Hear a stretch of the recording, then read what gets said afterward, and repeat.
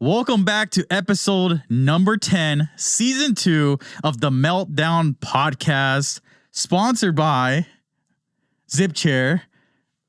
Did you change that number? Episode 10? I changed that number, so if you changed it from when I changed it, we're one off. No, yeah, that's correct. Gee, this is what I deal with, guys. Today's Meltdown podcast is presented by ZipChair. Your team, your chair, your game. Go to ZipChair.com. Use code LVI checkout for 10% off. Today we have this owner of Valhalla Esports, Morris Jackson. Welcome to a podcast, sir. Hey, thank you, guys. I appreciate being on.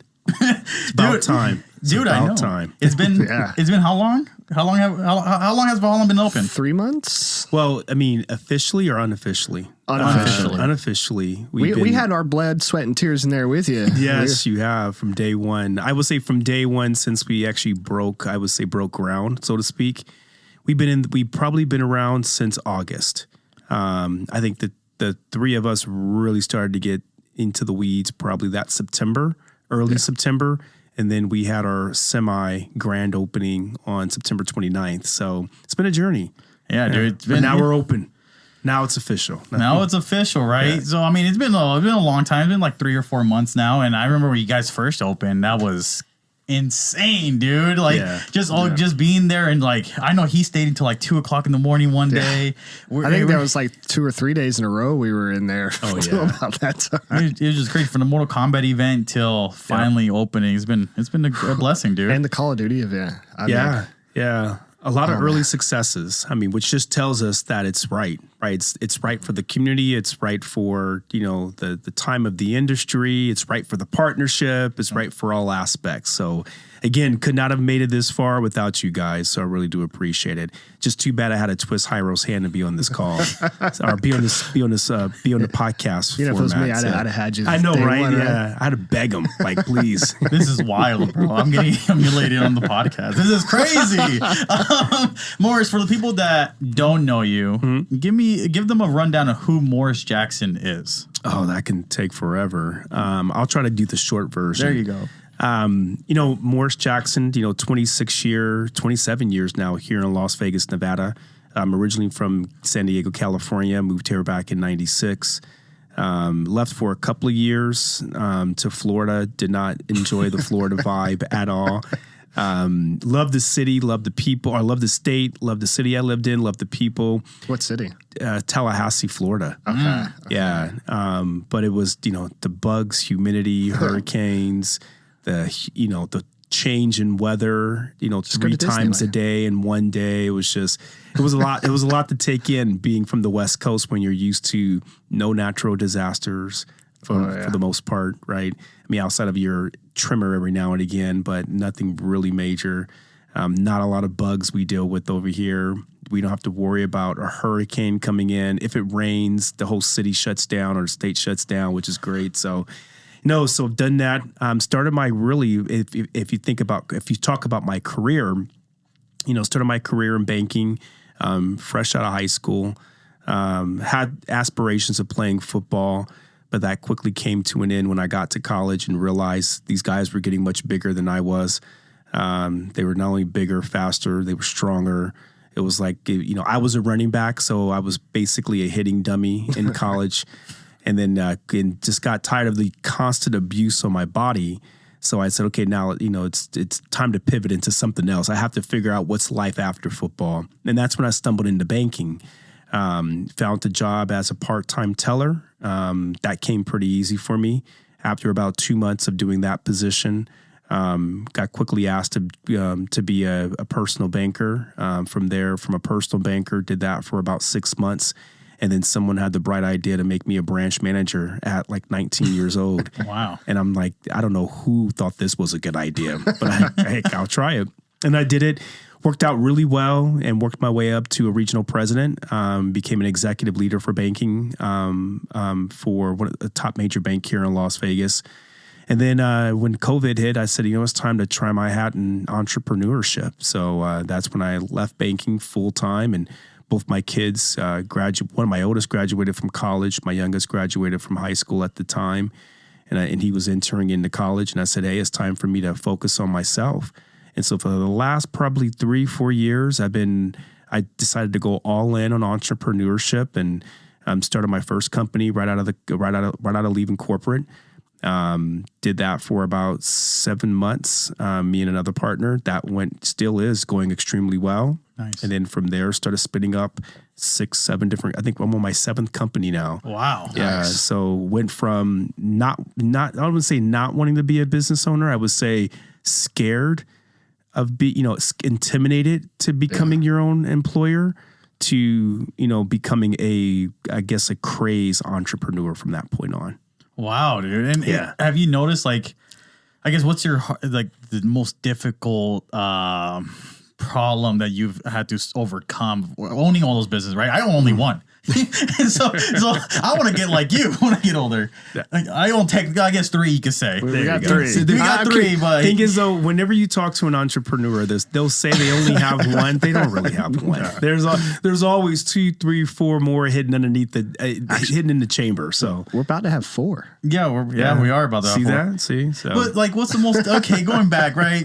What's the most difficult like problem you have to overcome, like, or even solve in your business, like the multiple businesses that you currently have? There's always that one thing that goes between business and business, right?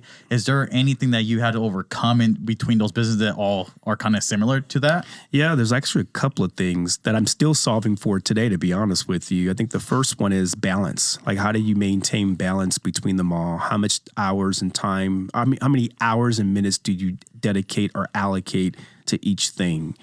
And then a lot of times, once even when I plan my day and I go, okay, 3 hours in this company, 3 hours in this company, 3 hours in this company, and then another 3 hours here. So 12-hour day is planned. That's the plan. But does it actually happen that way? Not exactly, right? Because, you always have to anticipate fires, hurdles, things getting in the way that's going to occupy more of your time. So then all of a sudden now, all 12 hours or 15 hours of my day just went to this one vertical that I'm working on. And the intention was to focus on 4 verticals today. So I think it's allocation of time. I think it's the ability to know when to say no. Because a lot of times when people are demanding your time, attention, or your schedule in this vertical, but you committed to saying, okay, no, today is about this business line. I'm only focusing on this today.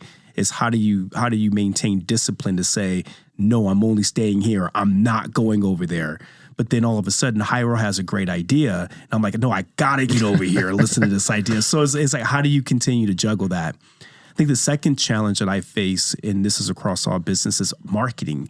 Marketing is such an interesting, scientific, artistic way of getting business, and not one approach is the same. There's no silver bullet that can help you grow customers. There's no one activity. There's a silver bullet. Well, there is. It's called T Swift. Who is that? Taylor Swift. Oh my goodness, yeah. Yeah, but then she's pretty expensive too.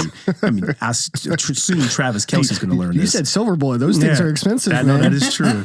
So, it's just finding the right marketing strategy to help your business grow. I mean, I think growth is always one of the main things in every business that either keeps us up at night as entrepreneurs, keeps the wheels turning, and also probably gives us our greatest amount of stress. It's how do we continue to grow our business?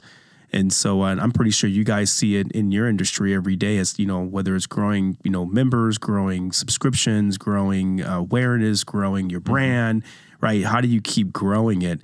And so that's constantly on my mind. And I think that's the biggest constant challenge that I face, is always trying to find the new solve to grow the business and identify new ways to expand.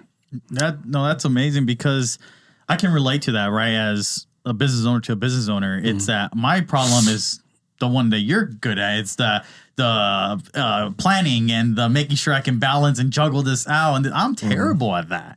I've gotten to a point now I've had to start writing down like, hey, this day is for this company or Yeah. these hours are for this, right? And but on the marketing side, I didn't go to school for marketing, but I just been self-teaching myself throughout the years, right? Yeah. But as I went to school for graphics, and I always say that marketing, graphics, and any kind of go hand in hand because it's all about creativity and bring those customers or bring those new followers in, right? And you need the beautiful artwork to speak, and marketing is like an artwork to me at least, where it's like, hey, you have to come up, like you said, every single day, new ways, right? And one thing that I've learned this year was, what are you doing for your brand to market to new people every single day? And I wake up with that same mindset every single day because it really speaks volumes. Like, what are you doing as a business owner or even as as a business to market to new people every day, you know? So, no, you're spot on, right? And I mean, and a lot of times as your business is growing, right, your audience is changing, right? Or sometimes the business that you have, you know, your business model may not change, but your audience is still, you know, moving on to new things, right? They either graduate from what they've been doing or have learned how to do, and they're adopting new behaviors. I mean, you think about right now the rise in pickleball. Right? I mean, who thought in a million years pickleball would be as popular as it is today? And you would think if you tell someone you're marketing towards pickleball, they're going to probably market towards your senior citizens. But that's not the case anymore. So pickleball, the games remain the same.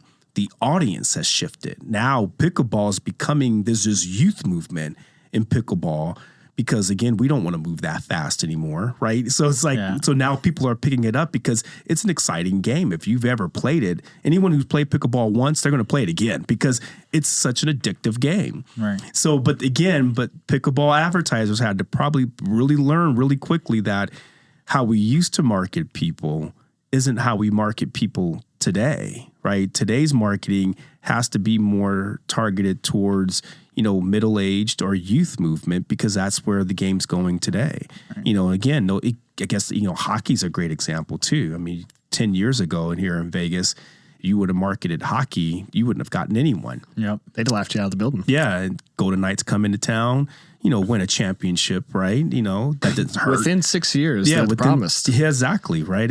But again, year one, they come out winning, going to the Stanley Cup. That doesn't hurt either. Yeah. So but all of a sudden now you see this youth movement happening in hockey, which is just absolutely impressive, right? A city that was not known for hockey at all. You can't turn without finding a kid carrying a hockey bag or a hockey stick, right? Or wearing a Golden Knights jersey or wearing something. I mean, even Vegas has changed, you know, in terms of how do you market the locals that are here and within our community. We were never a sports town. Now we're a sports town, right? So it's just, it's marketing is it's such an interesting art and a science at the same time. And you're doing the right thing by constantly learning and growing because the marketing, the way you market and how you market and who you target will all dictate the platform you need to be on. And so it's just so much there's so much to learn and so much I don't know that I'm trying to learn. But again, is how do you find time to be able to focus on that? That's what I've had to learn, you know, and that's probably now I think about it, that's another challenge that I face in every single job is how do you find the right experts to partner up with, right? Almost how do you create your own, what was that television show, the cartoon Voltron, when they all kind of came together and became one big monster? The robot.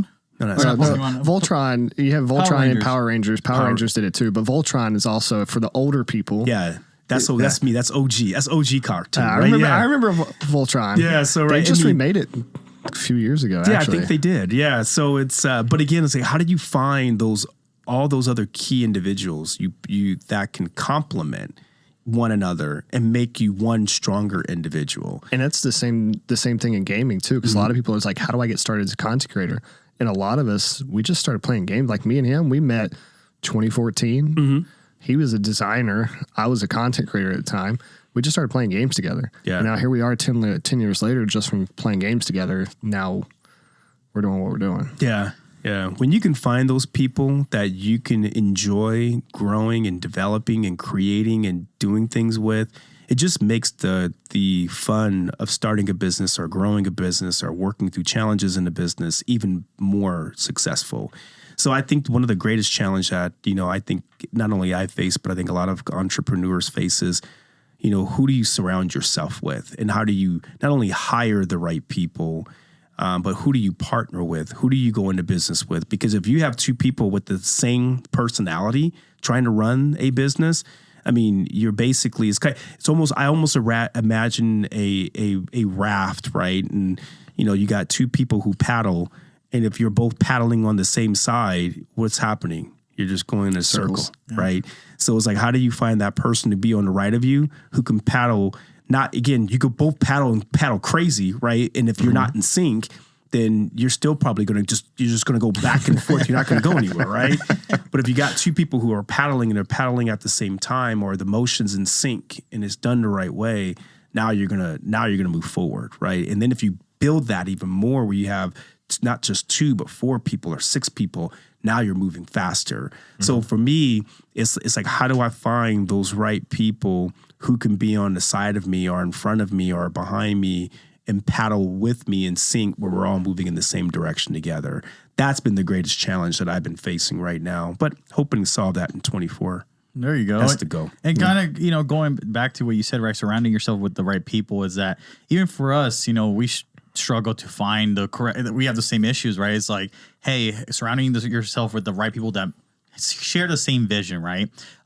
Think a different way, but know the same vision, right? And expand your business as well and grow your business, right? And a big problem for us has been location. Like, it's all as esports, right? Well, I guess we can kind of segue into gaming and esports a little bit more. It's all online. Like you said, we were playing Call of Duty as just friends. I was a designer, and I found myself into esports with designing. He found it into content, and we're just playing Call of Duty. And now here we are, right? Owning multiple businesses in esports. But 2 different sides of the country too. I was in North Carolina. You were here in Vegas. Yeah, I mean, wow. And it's just crazy because, you don't know someone offline, right? And you start building this relationship in gaming. And traditional sports, you're at the same field, same location, same club, and who's coming in every day, right? Yep, yeah. Who's getting on the field with you. In esports, in gaming, you just really don't know who the other person is across the monitor. That's like travel baseball. Like we studied the teams that we played against. We saw the same teams at every tournament, no matter if you were in Florida, if you were in Virginia, wherever you were. It was always the same group of people. Yeah. You knew how they were playing. Gaming's so diverse and so easy to get into, especially now in today's technology. Like, even from when we started, PS5's $400 or so. Back in the day, like, you could get a console, but then depending on where you lived at, you couldn't play online. You were still stuck with playing with your friends. And now internet is so easy to get and accessible. There's a kid that won a tournament in McDonald's. Yeah. McDonald's internet. Wow. And McDonald's. Okay, that's crazy. Yeah. Great promotion for McDonald's. Yeah, Great right? plug for McDonald's, by the way. McDonald's. Great. Thank you. Watching. There you go. Hey, that's where he did it at. I don't want to tell you, he went into Burger King. He didn't get it his way. So it's like, having back to the location, right? It's like having that location where, you stay up all night building a business, creating content, because content creation is a business itself, right? As a content creator, whatever career path you want to choose, having that central location is very important. And for us, it was very important to team up with you and surround ourselves with the like-minded people like ourselves and what we're trying to accomplish. So, being able to come to Valhalla, not just meet with our creators, but do business meetings, create content, do photo shoots, interact with the community that we're trying to, interact with. We always said that we're trying to be the Vegas Golden Knights of esports, because to me, Golden Knights did it perfect. Yeah. They came in and just swept, right? Everyone. And for us, we were missing that location where, like, wow, what are we missing? How can we attract these customers or these potential customers, or these potential fans? You look at every sports team, right? The big thing is stadiums. Yep. They have venues, right? Esports doesn't have that. Esports has venues that they pay and rent for events that last a 3-day weekend, but you can't go to a Vegas Inferno arena, or you can't go to a FaZe Clan arena, right? There's no such thing. So for us to team up with you guys is not only making a staple in the industry, because, hey, this is, it's Valhalla Esports, but this is our home. This is our arena. Come visit us. And people are starting to know that. It's like, oh, I can go to Valhalla Esports and meet Inferno people that are streaming or making content. Like, our Discords are always asking, hey, are you guys at Valhalla today? Yeah, dude, come on down. Some guy was like, I was streaming earlier, and some guy's like, hey, man, are you at Valhalla today? I was like, yeah, I'm streaming till whatever. He's like, I want to come down and play for a couple hours. Come on down, man. But it's like those types of things. Like now we have a HQ. Yes. So just kind of go over back around, say thank you for supplying the HQ to us. You know?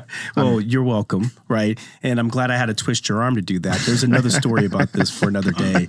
Hyra will share that with you. But it's I think that was the premise of what we were looking to accomplish with Valhalla. Valhalla is a community-based center, right? I mean, we're here for the esports community. We're here to introduce esports to the youth in the way, just like Little League Baseball has done for baseball, the same way as Pop Warner it's done for football, the same way as, soccer club has done for youth soccer, or our youth soccer teams done for soccer. We're looking to do that for esports gamers. But one thing that all these communities had in common, whether it's Little League, whether it's, Pop Warner, the one thing I always remember was the community, right? Is when you went out to a Little League baseball game, it wasn't just the game people were looking forward to. It was the gatherings you saw during practice. It was the gatherings you saw before the game. It was the gatherings you saw when there was a scrimmage that was happening, right? There was always this support you would get from this larger community, at some of the most, I would say, typical events, let's call them that, right? Granted, Little League has this big Little League World Series, which is the granddaddy stage of them all. But it's what leads to that is all the other installations that happen from the time a young baseball player signs up to being placed on a team, to being given a coach, to meeting other kids who are learning to play the game, to becoming best friends with those kids, to meeting their parents, to the parents becoming friends, and there's this thing just grows like wildfire, right? And as you started thinking about every sport has that. But then when you looked at esports, I had to ask myself, well, where is that? Where does that exist? And to be honest, we couldn't find it. Now, again, here in Vegas was a great example. We had the granddaddy of them all. We had HyperX, right? One of the biggest arenas in the world where these major international, global esports events can happen. It was our Allegiant Stadium. It was our Death Star. It was our T-Mobile Arena before a professional sport, right? So it was where the professional sports teams went and played. It was where LVI goes and play when you're entering into a tournament. But where does it live every day? Like that was the question. Like, okay, so if I'm a young gamer and I walk into HyperX and I'm wanting to learn and say, how do I get here? Like I'm so amazed by this arena. Well, where do I begin? And then you look around and you go, I don't know. Right? You can hopefully find someone on YouTube you can connect with or on social you can relate to, and that person can take you on their journey, but their journey is not like your journey. Right. And then secondly, are they even a part of the same community you're a part of? Are they even from Vegas, period? Right. And so those avenues just couldn't, they were just hard to find. It was like trying to find a needle in a haystack. And I think, Zach, you said it best earlier about how, it's difficult to, because of everything being online and the sheer enormity of esports, it's hard to find the hero out there. Like, I mean, you can search and may never find that relationship you can build with someone online because there's just so many gamers online. It's a big pond or it's an ocean. Yeah. Right? Like you're trying to find Nemo out there. And like that's tough, right? Like Nemo without knowing where he went, without 42B Shelley whatever road. Yeah, exactly, right. Yeah. So it's a difficult find, right? And so how do you make that easier? And that's what we wanted to solve for. So kind of going back and mentioning the same way Little League saw for it, Pop Warner saw for it, is like, how do you introduce this at a very young age? How do you bring young gamers in and say, hey, here's where you start? Right. And everyone's starts looks different, right? Just like how in baseball, some kids start when they're 6 years old and they start in T-ball. Well, there's some 6-year-olds who are really good and they start on fast pitch. Yeah, you want to see what happens when you do that? Yeah. You get this scar right here. There you go. See, yeah. So, I mean, there's different levels for everyone, right? But the good thing is everyone knows there's a place to start. Everyone knows if I want to start learning to play baseball, I go to Little League, right? Everyone knows if I want to start playing football, I go to Pop Warner, or I go to National Youth Sports. Like, everyone knows there's a place to start. So we had to start answering, well, how do we introduce where's the place to start for esports? That's where Valhalla comes in. And so we are that youth incubator, that youth starting point where young gamers can come in and say, tell me, where do I stand in these games? Assess my skill. From assessment, then tell place me on a team. Here's your team. From a team, I need a coach. Here's your coach. Through my journey, here's how I graduate from being being at maybe a rookie level, or being at an entry level, or being at a starter level, and move my way up to an elite, to a legendary player. Here's how I do that, right? And here's a league you can be a part of that can give you practice, repetition. It can give you competition and competitiveness, right? But then here's also a league that's happening on a regular basis that allows your parents to see the sheer competition that exists in esports. And now they end up getting your back behind it, right? Because there's no better feeling than a parent watching their child compete at anything. Like, a mother and a father, once they know their kids in competition, it's like, the faces change really quick on the parents' interest level, right? Because they can go to not interested if it's recreational to very interested when it's competition involved. They don't even have to understand the game. Nope. They will just, once they know you're competing against the other person, now their interest level just rises. I mean, it rises all the way to the top, right? But then, then it's not just, creating these competitions and creating league plays. It's how do we transition them into larger, true international competition play? How do we get them to the HyperX arena so they can compete at that high level?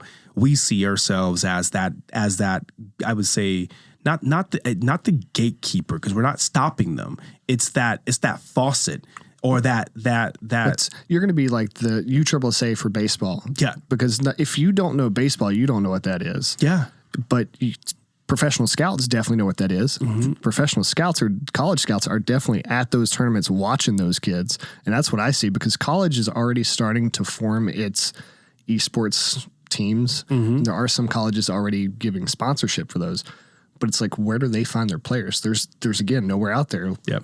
What y'all are trying to do now. And then now that y'all are doing it, I'm sure once you get your leagues up and going and getting it stable, you're going to have college scouts that are going to come in and start watching y'all stuff. And they're going to start taking kids from your program, not anywhere else, but your program, because they've already been in a set course. They know how to act. They've been given some PR training. They've got some interaction of how to act in this scene. And that's what college is going to look for. Yeah. Yeah. We're really looking to become that incubator that colleges look to and look towards to say, tell us who are the kids and who are the young gamers we need to be on the lookout for to invite them to our university and to represent our esports team. It represent our university at these tournaments. We're looking to answer that question for these colleges to say, okay, who do we go after? Yep. Because again, these are a lot of problems within esports that are still trying to be solved. And I mean, not meaning that, because the talent exists, they're out there. But the question is, how do these universities find it? How do these universities even know what to look for? How do these universities, what are they seeking? Not just in terms of getting them to helping them find it. It's also getting gamers, young gamers, to understand what our college is looking for, because maybe different universities are focusing on different verticals of the game, right? There might be a university that's only focusing on Valorant and Apex and Rocket League for one reason or the other. But then this other college is focusing on League of Legends. How do you know as a player what to be focusing on? Or maybe now there's colleges focusing on multi-level disciplines, right? Maybe they want to see you become a top player in multiple games? How do we help again? How do you help a gamer understand what are the integral things that these universities are looking for, not just from a gaming perspective, but also from an academic perspective as well? What kind of grades? What kind of, what's going to make you eligible for this university to come and offer you a scholarship?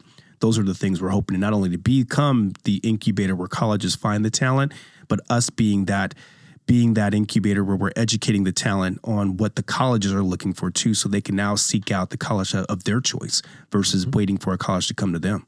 And I really like that, because when you're starting to develop, the players, right, at a young age, and as a college scout, you're looking at, like you said, grade, GPA, PR training, maybe, right? Things of that nature. But like you said, some colleges are scouting for Call of Duty. Some colleges only care about Rocket League. And there are colleges out there that only care about particular games.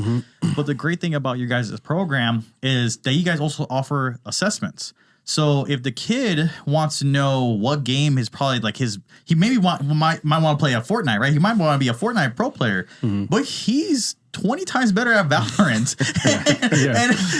and listen, if there's enough coaching to go around, right?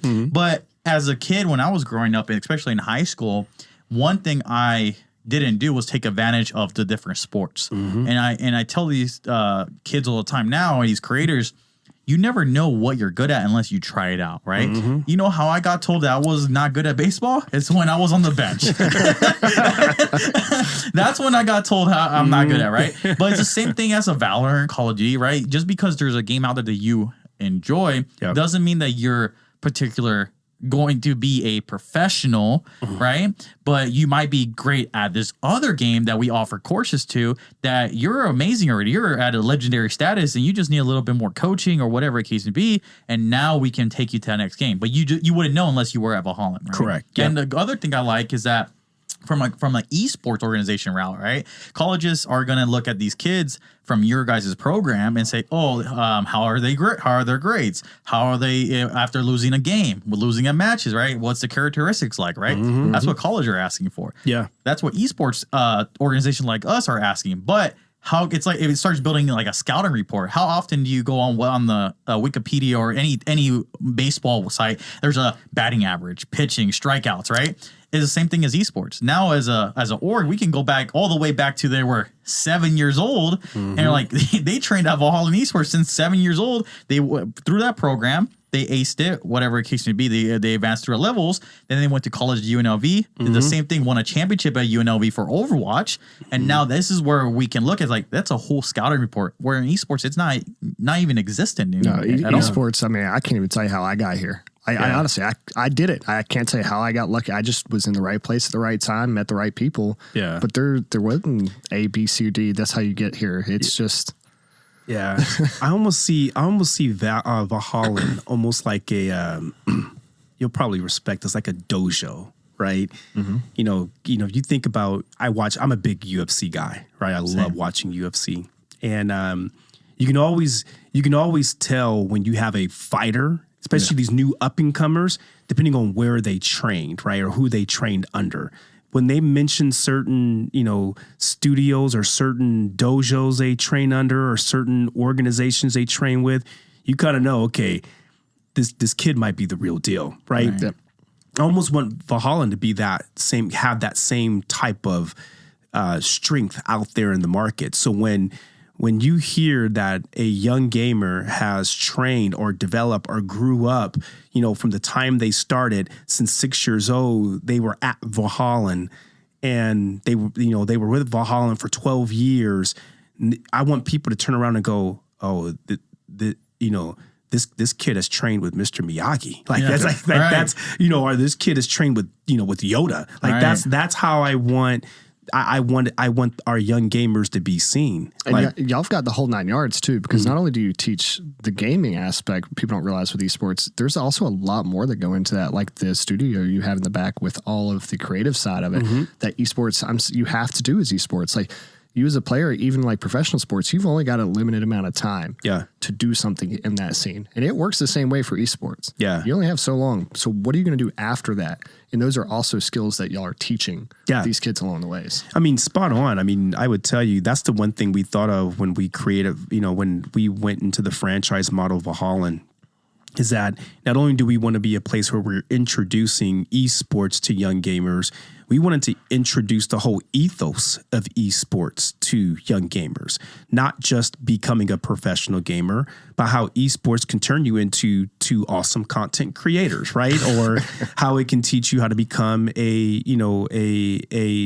computer developer or a PC creator, or I mean, I've met so many young players or young men today who have learned another skill because of esports, right? I met a young man who knew how to make a Fortnite island, right? I met a young man who knew how to develop on what is called Unreal Engine, right? I met a young man who built our who upgraded our PC because he wanted it to become more of a showpiece, right? If you asked them where they all started, it was from esports gaming. I think that's where they started. Got a story that'll make you laugh. Yeah. You know how I know how to drive a zero-turn lawnmower? How's that? There's a game called Seek and Destroy on the PS2. It was a tank game. Yeah. And the tracks would go front and back like a zero-turn lawnmower. So my brain picked it up when I jumped on it. I'm like, okay, so that's how you turn. That's how you go forward. I'm like, it was from a video game. Yeah. Well, you think about it, though. I mean, that's how, again, some of the things that we rely the most on, some of the things that we rely on most in this world are all learned through the aspects of gaming, right? You think about anytime you jump on an airplane, a pilot, how do you think a pilot learns to become an aviator? Ace Combat. Hey. Yeah, but simulators, right? Yep. You think about even now, Creech Air Force Base. I mean, some of our, most infamous fighting jets are being flown across the world not through a live person, well, actually being flown by a live person, but there's no one in the jet. Right. Yeah. Is actually being flown by a drone.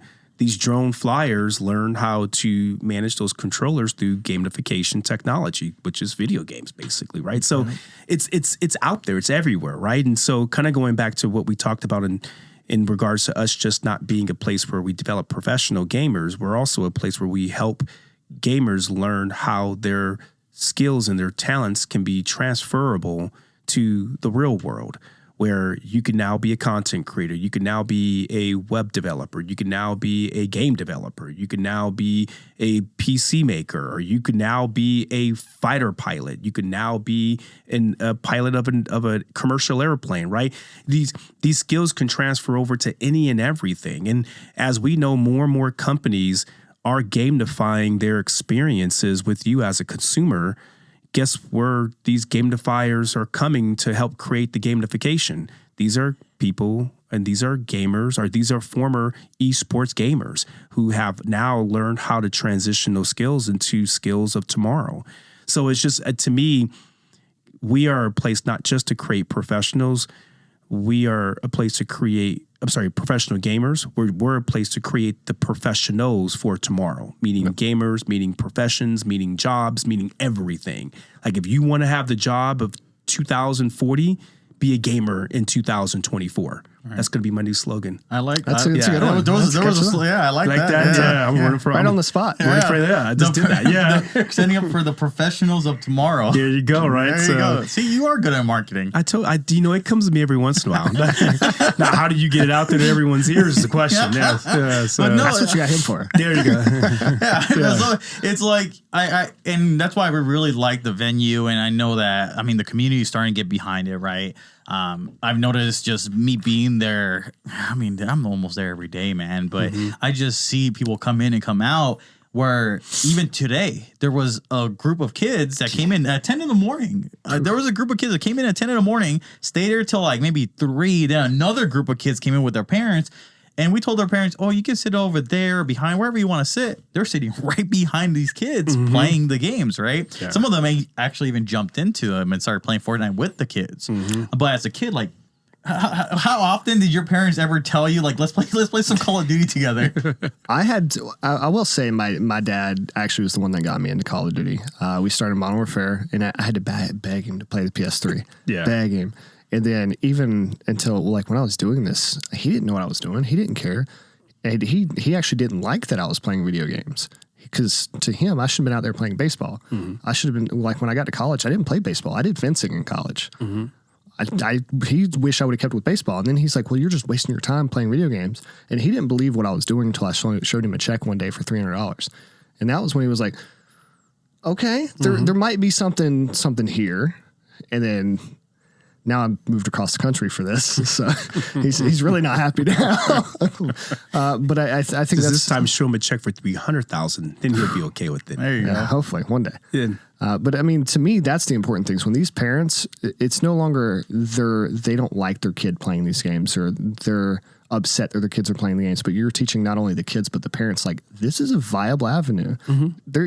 Listen, teams need lawyers, they need marketing, they need web design, they need accountants, everything. It's a legitimate business now. Every aspect that you see in a corporate like Walmart or Best Buy or something like that, esports team needs that. They need that too. So even if you like gaming and you want to be one of those, there's still a spot for you in this community. Yeah, there's even ownership, right? I mean, you can teach a gamer today how to become an owner tomorrow. Don't. You'll be working to midnight on Christmas Eve. Yeah, but again, you're further endorsing the number of transferable skills that exist in esports, right? Where there's so many multitudes of positions and careers and avenues you can take. And then to the second point I love that you made is the connections that these centers and we specifically at Valhalla can help make between a youth gamer and their parent, right? Because, just like how when you played baseball, I'm pretty sure your dad played catch with you in the backyard, right? Same when I played football, right? My uncle played catch with me. And those are memories that last forever. I know some of the greatest memories I have was playing my kids, not football in the backyard, because in Vegas we weren't known to have large backyards. Right? Yeah. That's a shock to me. Too. Yeah, surprise, right?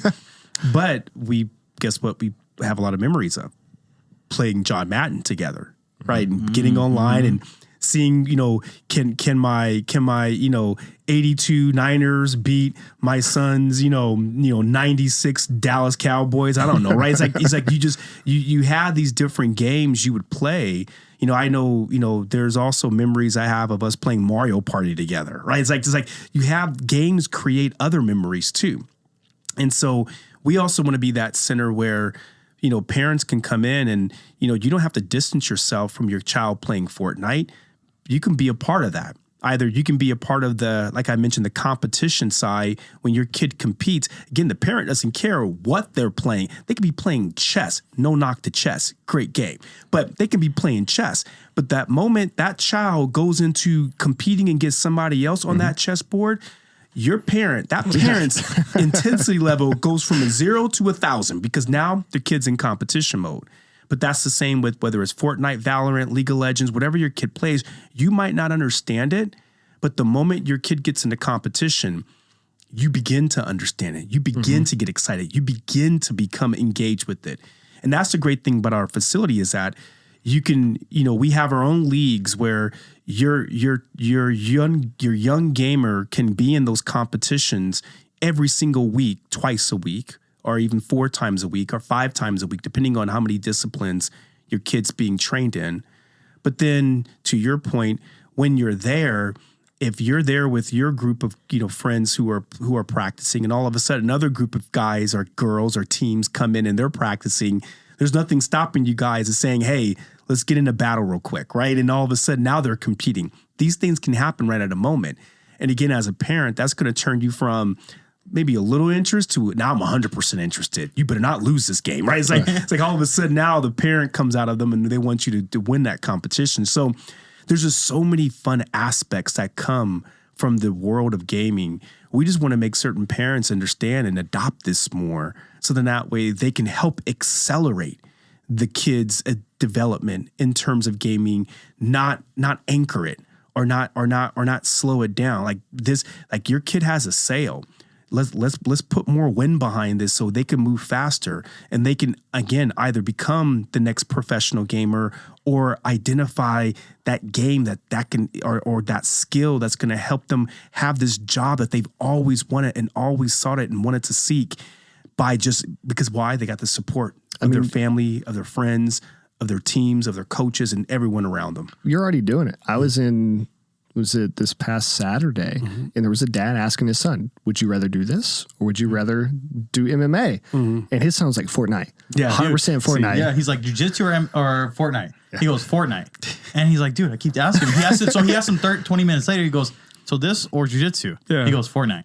Yeah. He's like, all right, man. It was that guy that we talked to. I brought him to the front desk, and it was his kid. Yeah, and he's like, all right, this is what you want to do, right? We're doing it. Yeah, and I like that because heading into competition, and when I was growing up, like my uncle got me into video games. I can't tell you how many Sundays I would go over to his house and just get my butt whooped in Madden. Yeah. He started calling it a holiday. Every time he threw a pick, it was pick holiday, bro. So I was like, all right. Yeah. And you were Santa handing out gifts? Dude. Yeah, I was handing out gifts for sure, bro. Look at the scoreboard, 642, but like growing up, so, playing Madden, playing Call of Duty, playing Mario Kart, Super Smash, right? And that competitive side of things really, you start getting interested, and your parents start getting, or your family members start getting interested, right? And that's what I really like about Valhalla's. Like it's a multi-purpose facility, and beyond just the learning, you're also competing, right? Yep. So I know that going back to like the Mario and the Super Smash, I know you guys have something going on January 2nd with Super Smash and Brandon Parker and Josh Jacobs, right? Yeah. So what are you guys doing there in that day? Yeah. So, kind of going back to what we talked about in terms of a challenge, right? It's finding the right partners to be on journeys with you and being businesses with you. I think I've been fortunate enough with a lot of the business ventures that I've taken on to always find that right partner to be alongside with me. Brandon Parker and Dominic Parker are two of the best partners you can ever ask for. And Brandon Parker, for those of you who don't know, he's number 75 of the Las Vegas Raiders. So he's been a gamer his whole life. And when he heard about, this opportunity that we were creating to build an esports training center with a franchise, Valhalla, it wasn't a matter of if he wanted to be a part of it. He was, forcing me on when, right? and if you guys don't know, I'm only about 5'8", 5'9" on a good day.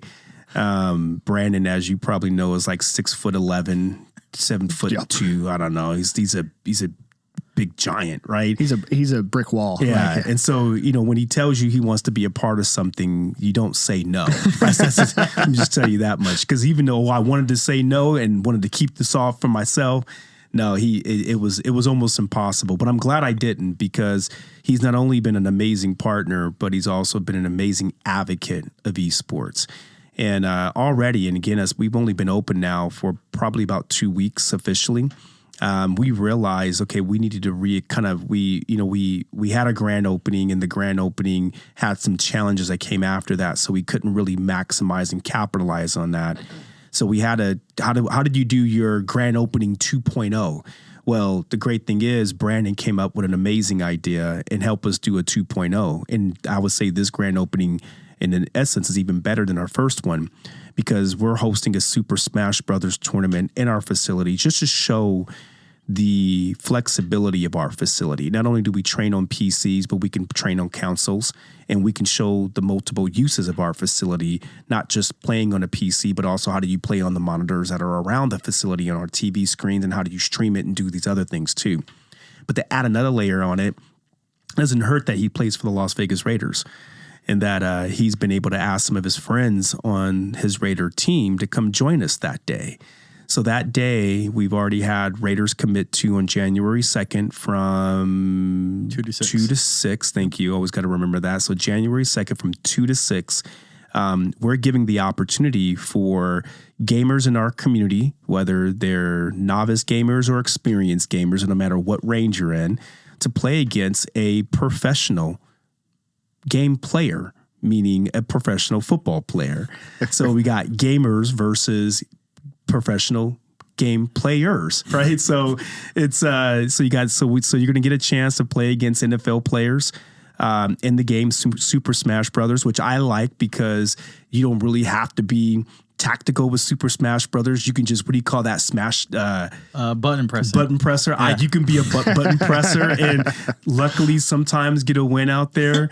But at the same time, those who are really skillful at Super Smash Brothers know how to beat those guys. Right. But at the end of the day, it gives you a chance to play in a modern day format.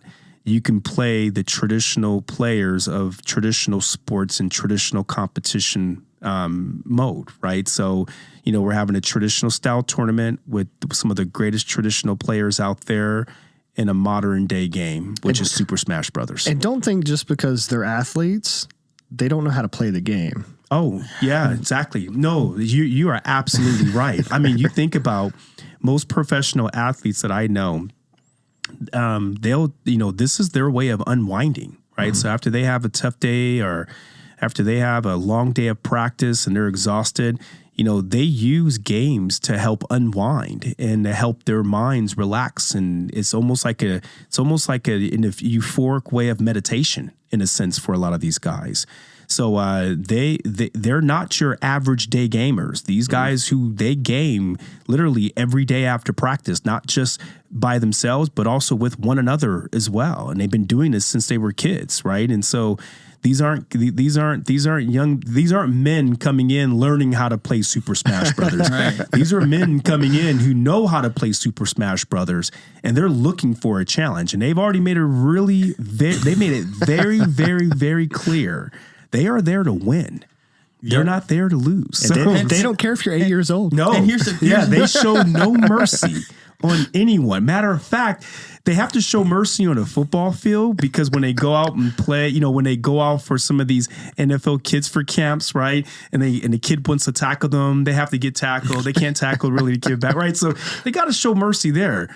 Oh, they said there's no mercy on Super Smash Brothers, right? So all souls are at risk at this dude, you don't have to tell me because I lost to Brandon Parker in Mortal Kombat. And for me, like he's playing Mortal Kombat in his off time. I'm sure of it, man. Yeah. Because his reptile was nasty. All right. So for me, I was like, dude, this is a guy who's playing at the high level. I mean, the NFL is at the highest level in competitive football there is. Yeah. And then on top of that, his guy's whooping me in Mortal Kombat 1. The game just released. Yeah. Like, this man had to play the beta, right? Yeah. So he's beating me and everything. And I'm just like, man, dude, like, even when the Raiders play yesterday. Yep. So I think it was Josh Jacobs scored a touchdown, or he was on a camera or something. He has a Mario King Boo tattoo on his neck. Mm-hmm. And so I was like, dude, this guy, so our content creator plays with his cousin. And his cousin's on stream and goes, dude, this guy plays Smash a lot. So we're gonna have a fun time January 2nd. But even your whole like month is crazy for that month, right? Like you have January 2nd, the new year just is coming around the corner, right? Yeah. You have Super Smash is January 2nd. And then we're doing Las Vegas Inferno Day on January 6th. Mm-hmm. And part of that is the community as well. So we're bringing even more. But also DJs and Brandon Parker and Brandon Marshall are all coming out, right? Yep. So even that's only the first week. Mm-hmm. And I know you guys have something planned out January 11th. CES is in town. Yep. So your month is crazy busy. Yeah. All leading up all the way to the Super Bowl. Like our goal is, and you hit again, great point. Right. It's really how are we going to start this New Year's off 2024 with the bang? Right. We were, the city was great standing behind us and helping us get our permit, getting our occupancy permit done. We got that finished. We've gotten through some of the first couple of, weeks hurdles of opening up new business. So now that we got all the bugs tweaked, we got everything working the way it should. Right, we got a great team partners in LVI there helping us kind of create synergies throughout the community as well, and with the guests who come in. And so now, how do we really do a grand? How do we start 2024 right? Again, it's January 2nd, day after New Year's. Boom, Super Smash Brother tournaments with NFL players. Yep. January 6th, boom, LVI Day, one of the biggest events that I know I've heard about over the last few years that's been hosted in our community. I think last year at one of your other facilities, you had over 700 people. Yeah, 600, but counted. Counted for. Yeah, counted for. Yeah, so no telling how many people walk through the door. Right. And so God help us on how we're going to fit that many people in our facility. Good problem to have, by the way. Right. Right. So, and then we follow that up with another event on the 11th. We're looking at another event the last week of January. And then we go into February as we lead into the Super Bowl. We have events that we're doing not only at the facility, but we're doing offsite as well, along with LVI. So we just have a lot going on our calendar. So I would just, highly recommend that you continue to follow, whether it's Las Vegas Inferno, you continue to follow Valhalla on social media. You stay informed of all the events that we're hosting between now through the end of February and throughout the entire year, because this is just the first to come. We realize to be a part of the community, you got to be in the community, you got to be active with the community. And so we're looking to do those things, not just be involved, but be a part and be active. So it's in us hosting events and us inviting the community in. It's just a great way for them to get to know us to get to know them to see what we're offering, them to connect with Las Vegas Inferno and see how they're connecting with us, them meeting our great coaches and how our coaches can add value, them being introduced to our leagues and teams. It's just a great way to kind of just bring everyone together and get that information out there, so that way the world knows exactly how we're trying to make a difference in the community. Right. Absolutely, man. And we're excited to partner with you guys. And I'm looking forward to it, man. I think the new year is really going to be with a bang. Start with a bang. Yeah. I get from LA as soon as I come to it. The 5th, we're on the news already, right? So it's like even before I come back, you guys are already planning the event on the 2nd. So while I'm in LA, you guys are already at work, dude. I'm kind of missing this. I know, you can always cancel your trip to LA. That's what I told him. You want the missus to be mad at me? No, don't do that. Don't do that. Sir, do you want me again on this podcast? Yeah, no. Trust me. Happy wife, happy life. So, Morris, we're gearing towards the end of the podcast here, right? We like to do this thing called the heat check, where you do a this or that type of questions. Yeah. Whatever first comes to mind, right? I'm gonna list you off a set of questions. It's just you pick one of your favorites, right? Getting out lucky. You don't have to eat hot food though. Yeah, you're not eating hot food today. No, luckly for you guys. Again, we talked about our wives. Yes. My wife would have been highly upset if you would have fed me hot food today. So for everyone watching, we are not eating hot chicken because of medical conditions today. Due to medical issues. There you go. Due to medical issues today. Welcome to old age. Before we start this, though, let's take a quick sponsor break. Sure. So this ad is brought to you by Shure. We are enjoying this mic's crystal clear quality. So why don't you get yours today at Shure.com. Sound extraordinary. Wow. That was professional, That dude. was good. That was really good, dude. Wow. I feel like was missing that. You know how after a 7-Up commercial, you hear that. I thought that's what you were doing. I was just about to say, maybe I should add that in there for him. I thought that was You hear the crystal clear quality and that quenching of thirst. Jeez. You're going to start doing the ad reads going forward, bro. All right, Morris, you ready? I'm ready. All right. Pizza or burgers? Burgers. Fries or onion rings? Fries. Pepsi or Coke? Coke. Yes. Sweet or savory? Sweet. Yes. Spotify or Apple Music? Apple Music. Apple or Android? Apple. PC or Mac? PC. Early bird or night owl? Early bird. Wow. Marvel or DC? DC. Wow. Star Trek or Star Wars? Star Wars. Call of Duty or Battlefield? Call of Duty. First person or third person? First person. Red or blue? Red. Right or left? Right. That's it. That's it. All right. Wow. Dude, what does all that mean? dude, it's just a this or that question. Normally Okay. we're eating hot chicken. Normally your you're mouth's in on pain. fire. Normally you're in pain. trying to answer. Oh, I'm in pain. Yeah, and no. I'm not able to speak or articulate anything, Yep. and I'm just crying the whole time. Yeah. Usually we are. Okay. Yeah, usually, so after the podcast, once we're done with that segment, there was one podcast that we did recently. My kneecaps turned cold. What? He was running out to the bathroom. Because oh my goodness. Dude, I ran outside because it was so hot. Like my kneecaps, I think my body was going into shock. I'm not going to lie to you. Yeah. But I also signed a waiver. So it's like, Yeah. But my kneecaps turned cold and I was like, dude, I am dying. There was one episode that I think we mixed and mashed the chicken and he ate the spicy one and I didn't. I ate the entire thing. Holy cow. I was crying.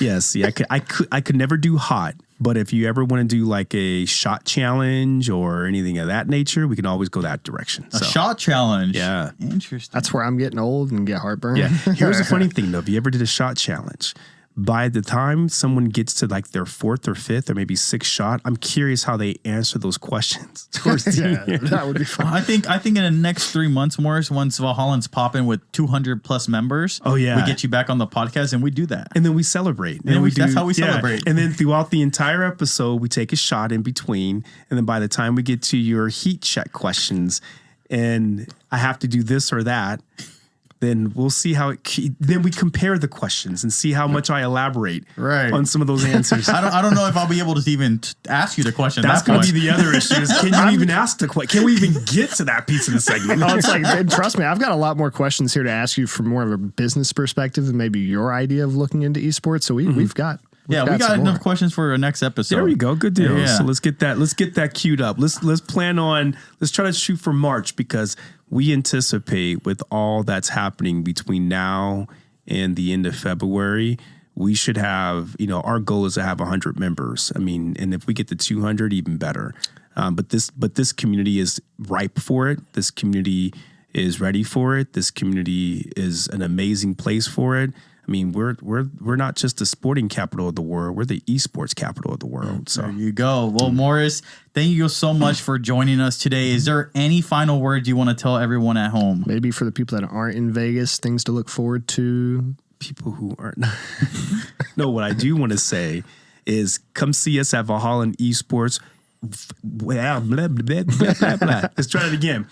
Come see us at Valhalla Esports, 500 East Windmill. Yep. Right? Yep. Suite 100, Las Vegas, Nevada, 89123. Come see us. Spend time with us. We're open Monday through Saturday from 10 to 8. Come and see us anytime. If you even come on a Sunday, you might find Hyrule there because he's there all 7 days during the week. God only knows why. There we go. Yeah. We were only there till midnight. Yeah, see that? There we go. Thank you guys so much for watching. Morris, thank you for joining us on the podcast today. Thanks for having me, guys. We'll see it. Make sure you guys like, comment, subscribe. Check out Valhalla Esports and the links below. We'll catch you guys later. Come see us.